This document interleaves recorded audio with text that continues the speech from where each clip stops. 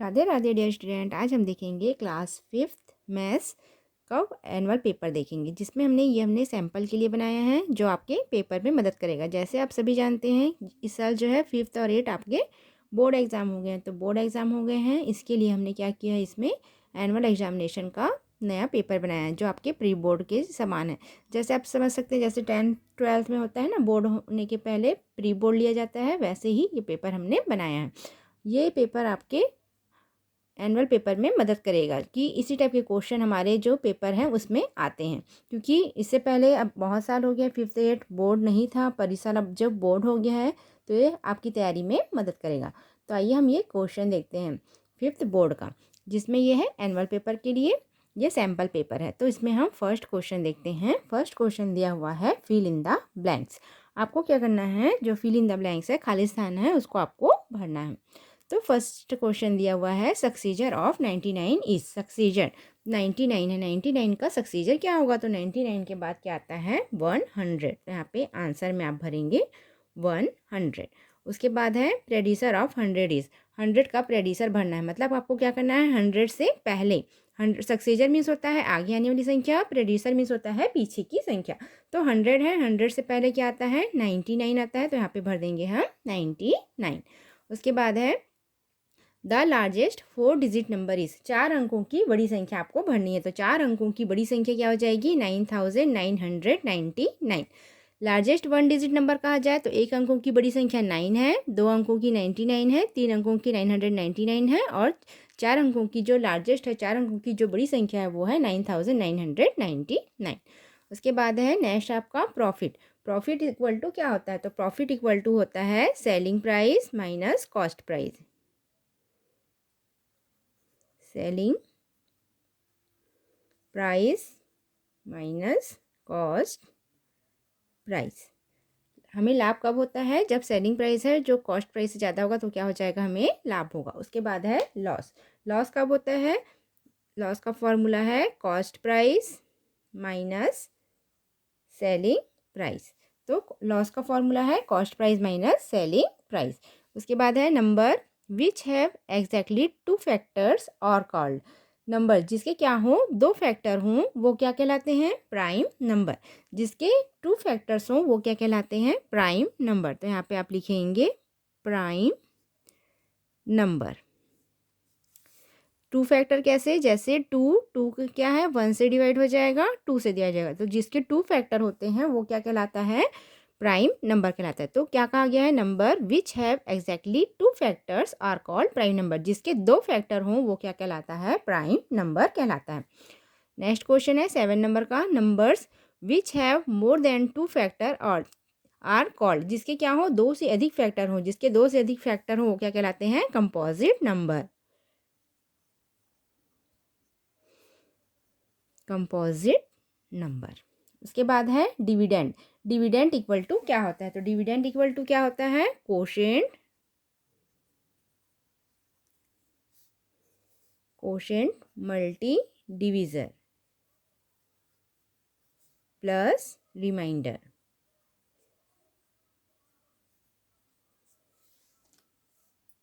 Quotient multi divisor plus remainder. उसके बाद है an angle whose measure is less than 90 degree is known as. ऐसा angle, ऐसा कोण जो क्या हो 90 डिग्री से कम का कोण बनाता है वो क्या कहलाता है, लेस देन 90 डिग्री का है, मतलब 90 अंश से जो कम का कोण बना है वो क्या कहलाता है acute angle. Acute angle means क्या होता है न्यून कोण, एक्यूट एंगल। उसके बाद है राइट द कंपोजिट नंबर। आपको कंपोजिट नंबर लिखना है बिटवीन 1 एंड 10। 1 से लेके 10 के बीच में आपको क्या करना है कंपोजिट नंबर लिखना है। तो कंपोजिट नंबर क्या होते हैं, जिसके मोर देन 2 फैक्टर्स होते हैं, जिसके 2 से अधिक गुणनखंड होते हैं वो क्या कहलाते हैं कंपोजिट नंबर कहलाते हैं। तो कंपोजिट नंबर क्या हो जाएगा, इसमें 4 हो जाएगा, 6, 8 और 9, ये क्या हो जाएंगे ये कंपोजिट नंबर। जैसे 4 है, 4 2 से भी डिवाइड हो जाएगा, 4 से डिवाइड हो जाएगा, 1 से डिवाइड हो जाएगा, तो जिसके क्या होते हैं मोर देन 2 फैक्टर होते हैं वो क्या कहलाते हैं कंपोजिट नंबर कहलाते हैं। उसके बाद सेकंड क्वेश्चन है राइट ट्रू और फॉल्स। आपको क्या करना है, जो सही है उसमें सही का चिन्ह लगाना है और जो गलत है उसमें क्या करना है, फॉल्स लिखना है। तो फर्स्ट क्वेश्चन है 8 इज़ अ फैक्टर ऑफ 8। क्या 8 का फैक्टर है? तो आपको क्या करना है, 8 है उसको 8 से डिवाइड कर देना। तो 8 1 जा 8, ये पूरा का पूरा कट गया। तो 8 का फैक्टर है, तो इस क्या हो जाएगा, ये ट्रू, ये हो जाएगा सही। उसके बाद है फैक्टर ऑफ 2r। 2 के फैक्टर हैं 1 एंड 3। तो बताइए 2 के फैक्टर 1 और 3 है? नहीं है। क्यों? क्योंकि 2 का फैक्टर क्या हो जाएगा, या तो 1 होगा या तो 2 होगा। तो ये वाला क्या हो जाएगा, फॉल्स। ये वाला स्टेटमेंट हमारा गलत हो जाएगा। उसके बाद नेक्स्ट क्वेश्चन है थर्ड नंबर का, number which have exactly 2 factors are called prime number. जिसके 2 फैक्टर होते हैं वो क्या प्राइम नंबर कहलाता है? तो ऊपर में हमने देखा जिसके 2 फैक्टर होते हैं वो क्या कहलाता है, प्राइम नंबर कहलाता है। तो ये स्टेटमेंट क्या हो जाएगा, सही हो जाएगा। फोर्थ है an angle whose measure is 90 degree is known as acute angle. ऐसा कोण जो 90 अंश का कोण बनाता है वो एक्यूट एंगल कहलाता है? गलत है। क्यों? एक्यूट एंगल किसे कहते हैं? जो 90 डिग्री से कम का कोण बनाता है वो क्या होता है, एक्यूट एंगल होता है। और जो 90 अंश का कोण बनाता है वो क्या होता है, राइट एंगल होता है। इसलिए ये क्या हो जाएगा, फॉल्स हो जाएगा। उसके बाद 5 नंबर का है अ ट्रायंगल हैज़ 3 वर्टेक्स। एक जो त्रिभुज है उसके 3 वर्टेक्स होते हैं। तो हाँ, त्रिभुज के 3 वर्टेक्स होते हैं। ये हो गया एक वर्टेक्स ये हो गया और एक ये। तो जो ट्रायंगल है उसमें क्या होते हैं, 3 वर्टेक्स और 3 साइड्स होते हैं। तो ये वाला स्टेटमेंट क्या हो जाएगा, ट्रू हो जाएगा। उसके बाद नेक्स्ट क्वेश्चन है सब्ट्रैक्ट करना है। आपको क्या करना है, इसमें घटाना है। अब इसमें देखिए ध्यान से, क्वेश्चन फ्रॉम करके दिया हुआ है। अगर आपको क्वेश्चन फ्रॉम करके दिया होगा तो जो दूसरा वाला नंबर है उससे आपको क्या करना है, पहले वाले नंबर को माइनस करना है। तो हम सबसे पहले यहाँ पे क्या लिख देंगे, 80,780 माइनस कर देंगे 59,726। अब देखिए यहाँ पे हमें जब भी हम घटाएंगे तो हम इतना रखना है, ऊपर में बड़ी संख्या और नीचे में क्या होनी चाहिए, छोटी संख्या होनी चाहिए। पर यहाँ पे देखिए ऊपर में क्या है, छोटा संख्या है और नीचे में बड़ा है। तो अब हम क्या करेंगे, यहाँ पे माइनस नहीं कर सकते। तो माइनस में हमें क्या करना पड़ता है, बोरो लेना पड़ता है, उधारी। तो ये वाला जो 0 है वो ऊपर चले जाएगा, यहाँ से 1 आएगा तो हो जाएगा 10 और ये हो जाएगा 7। 10 में से हम 6 को घटाएंगे, 10 में से हम 6 माइनस करेंगे तो हमारे पास कितना आ जाएगा, 4। अब हमें 7 में से क्या करना है, 2 माइनस करना है। तो 7 में से 2 माइनस करेंगे तो कितना आ जाएगा, 5। 7 में से 7 माइनस किए तो 0। उसके बाद है यहाँ पे भी देखिए 0 है और यहाँ पे 9 है। 0 छोटा है, 9 बड़ा है, हम माइनस नहीं कर सकते तो हम बोरो लेंगे। माइनस में हमेशा आप बोरो लेते हैं, माइनस में हम कैरी नहीं लेते हैं। माइनस में हमें क्या करना पड़ता है, उधारी लेना पड़ता है। अब ये 8 ने इसको एक बोरो दिया तो 8 का क्या बन गया है, 7। अब 10 में से 9 को माइनस करेंगे तो कितना आ जाएगा, 1। और 7 में से 5 को घटाएंगे तो कितना आ जाएगा, 2। तो आंसर आ जाएगा 21,054। नेक्स्ट क्वेश्चन देखते हैं हम, fill in the blanks with. यहाँ पे आपको क्या करना है, ये ग्रेटर देन और लेस देन का साइन लगाना है या इक्वल टू का। जो बड़ा है उसमें ग्रेटर देन, लेस देन या इक्वल टू का आपको क्या करना है, साइन लगाना है। तो यहाँ पे देखिए 3/7, 6/7। जब हमारा हर जो है वो एक ही है, जब हमारा हर क्या है, एक जैसे है। जब हमारा हर एक जैसे है तो हम क्या करेंगे, ऊपर वाला नंबर देखेंगे। ऊपर वाला नंबर कौन सा बड़ा है, 6/7। तो ये वाला हो जाएगा सबसे बड़ा। फिर नेक्स्ट है 20/29, 2/29। यहाँ पे भी जो हमारा हर है, जो हमारा डिनोमिनेटर है वो क्या है, एक जैसी है। जब हमारा डिनोमिनेटर एक जैसे होगा तो हम ऊपर वाला नंबर देखेंगे, जो सबसे बड़ा होगा वही क्या हो जाएगा, बड़ा हो जाएगा। तो यहाँ पे 20/29 है तो कौन सा बड़ा हो जाएगा, 20/29। नेक्स्ट है 4/9 और 4/15। 4/9 और 4/15 है। अब हम क्या करेंगे, इन दोनों का क्रॉस मल्टीप्लिकेशन करेंगे। क्रॉस मल्टीप्लिकेशन कैसे किया जाता है, यहाँ पे मैं समझा रही हूँ। ऊपर में 4/9 लिए, इसका मल्टीप्लिकेशन इसके साथ करेंगे, ये हो जाएगा क्रॉस मल्टीप्लिकेशन। 15 मल्टी 4 कर देंगे और 4 मल्टी 9 कर देंगे। तो 15 का टेबल 4 टाइम पढ़ेंगे। 15 4 जा होता है 60 और 4 9 जा 36। तो दोनों में से कौन सा बड़ा है, 60 बड़ा है। तो 60 का वैल्यू क्या है, 60 का वैल्यू है 4/9। तो सबसे बड़ा जो नंबर है वो क्या हो जाएगा, 4/9। यहाँ पे बड़ी संख्या हो जाएगी 4/9। फिर नेक्स्ट है 3/8, 5/8। यहाँ भी जो हमारा डिनोमिनेटर है वो क्या है, एक जैसे है। जब हमारा हर एक जैसे होगा तो हम ऊपर का संख्या देखेंगे, ऊपर की संख्या देख के हम पता कर लेंगे कि वो क्या है, बड़ा है। जब हमारा हर अलग अलग दिया रहेगा तो हम क्या करेंगे, क्रॉस मल्टीप्लीकेशन करेंगे। 15 का गुणा 4 से करेंगे, 9 का गुणा इस वाले 4 से करेंगे। 15 4 जा 60 और 4 9 जा 36, तो 60 बड़ा है, तो 60 की वैल्यू कितनी है, 4/9, तो 4/9 है वो क्या हो जाएगा, बड़ा हो जाएगा। नेक्स्ट क्वेश्चन है, the cost of 1 pen is ₹4.50। What would be the cost of 7 pen. आपको क्या करना है, एक पेन का कीमत दिया हुआ है, एक पेन मिल रहा है ₹4.50 में। आपको क्या करना है, 7 पेन का कॉस्ट निकालना है। जब आपको एक का कीमत दिया हुआ है और अधिक का कॉस्ट निकालना है, तो इस क्वेश्चन में हम क्या करते हैं, इसमें मल्टीप्लीकेशन करते हैं। तो सबसे पहले इस क्वेश्चन में हम स्टेटमेंट लिखते हैं, since cost of 1 pen, 1 pen का कीमत कितना रुपए दिया हुआ है, ₹4.50, इसलिए ये देयर फॉर का साइन है। सिंस का साइन नीचे साइड रहेगा, देयर फॉर का साइन ऊपर। देयर फॉर मीन्स इसलिए। कॉस्ट ऑफ 7 पेन्स, आपको क्या करना है, 7 पेन का कीमत निकालना है, क्योंकि एक पेन का कीमत दिया हुआ है ₹4.50। आपको क्या करना है, 7 पेन का कीमत निकालना है, तो क्या करेंगे, इसको मल्टीप्लीकेशन कर देंगे। तो 4.50 मल्टी क्या कर देंगे, 7।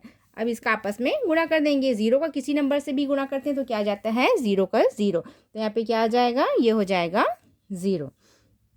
फिर 7 है, 7 का टेबल 5 टाइम पढ़ेंगे। 7 5 से कितना होता है, 35, 35 का 5 कैरी गया 3। फिर 7 का टेबल 4 टाइम पढ़ेंगे। 7 4 जा 28, तो 28 में हम 3 प्लस करेंगे तो कितना जाएगा, 31 आ गया 31। अब हम क्या करेंगे, पॉइंट कितने नंबर के बाद लगा है, 1 2, कितने नंबर के बाद लगा है पॉइंट, आपको 1 2 नंबर के बाद लगा है, तो हम क्या कर देंगे, 2 नंबर के बाद पॉइंट लगा देंगे। ये हो जाएगा 31.50। अब इसका आप क्या कर देंगे, लास्ट में आंसर लिख देंगे। किसी भी क्वेश्चन को आपको सिस्टमेटिक तरीके से सॉल्व करना है, जिससे आपका एक भी मार्क्स जो है वो क्या हो, कटे ना। अब इसका हमें आंसर कहाँ लिखना है, आंसर हमें लास्ट वाले से ही लिखना है, तो क्या हो जाएगा, hence the cost of 7 pens is ₹31.50। एक पेन मिल रहा है आपको ₹4.50 में, तो 7 पेन मिलेंगे आपको ₹31.50 में। नेक्स्ट क्वेश्चन है 8 नंबर का, 1 shopkeeper bought a fan for ₹525। एक दुकानदार ने एक पंखा खरीदा ₹525 में, एंड सोल्ड इट फॉर ₹575, और उसे बेच दिया ₹575 में। व्हाट इज़ हिज प्रॉफिट और लॉस। तो उसे प्रॉफिट हो रहा है कि लॉस हो रहा है। तो सबसे पहले यहाँ पे देखिए, उस दुकानदार ने क्या खरीदा, पंखा खरीदा ₹525 में। ₹525 में पंखा खरीदा और उसको बेचा कितने में, ₹575 में। तो यहाँ पे देखिए प्रॉफिट हो रहा है, क्योंकि ₹25 में खरीदा है, ₹525 में, और बेच कितने में रहा है, ₹575 में। तो उसे क्या हो रहा है, प्रॉफिट हो रहा है। तो यहाँ पे हम क्या करेंगे, प्रॉफिट का फॉर्मूला लगाएंगे। तो पहले हम स्टेटमेंट लिखते हैं, cost price of a fan. Fan का जो कॉस्ट प्राइस है वो कितना है, ₹525। अब क्या करना है, आपको सेलिंग प्राइस लिखना है। Selling price of a fan, fan का सेलिंग प्राइस कितना है, ₹575। कॉस्ट प्राइस, क्योंकि उसने पंखा खरीदा ₹525 में, तो जो उसने खरीदा है वो उसका क्या हो जाएगा, कॉस्ट प्राइस हो जाएगा। उसके बाद क्या किया, सोल्ड इट, सोल्ड कहा है तो उसका क्या हो जाएगा, वो सेलिंग प्राइस हो जाएगा। तो selling price of a fan equal to क्या हो जाएगा, ₹575। अब क्या हो जाएगा, यहाँ पे आप प्रॉफिट का फॉर्मूला लगा दोगे। प्रॉफिट इक्वल टू क्या हो जाता है, selling price minus cost price. Selling price कितना है, 575 में 525 को माइनस कर दोगे तो कितना आ जाएगा, ₹50। तो उसे प्रॉफिट कितने रुपए का हो रहा है, तो ₹50 का। तो क्या लिख दोगे, he made a profit of ₹50। उसे कितने रुपए का लाभ हो रहा है, ₹50 का लाभ हो रहा है। एक बार और क्वेश्चन समझा देती हूँ। दुकानदार ने एक पंखा खरीदा ₹525 में और उसे बेच दिया ₹575 में।